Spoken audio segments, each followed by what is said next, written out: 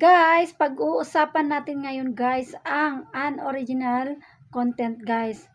Ang unoriginal content guys, kung magkaroon kayo ng violation yan, tas nabura nyo na ang video na yun, tapos nangangamba kayo, nag-alala pa rin kayo dahil meron pa rin yung unoriginal dyan sa dashboard na violation, huwag kayong mag-alala guys dahil kahit nakalagay pa yan dyan, ay deleted na yan. So, ibig sabihin, mag-antay na lang kayo ng araw na kung kailan ibalik ng ating boss yun guys. Kasi, mayroon nang naka-experience niyan guys. Kaya, huwag kayong masyadong malungkot o ma-stress dyan sa nyo guys, sa problema nyo sa unoriginal content. Dahil, once na na-delete nyo na yung video na yon, ay automatic yan guys na mawala na rin yung violation nyo. Pero yung nakasulat dyan na violation, kung nandyan pa sa dashboard nyo, wag nyong problemahin dahil kusa lang din yung mawawala guys kung na-delete nyo yung videos na tama talaga dun sa yun ang dahilan kung bakit kayo nagka-violation. O diba guys?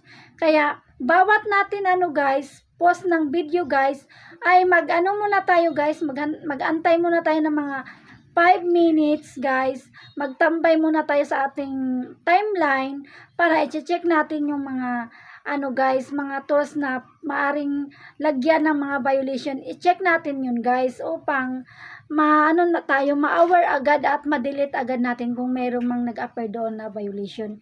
Yun lang guys, sana may natutunan. Follow me for more updates guys. Magandang hapon.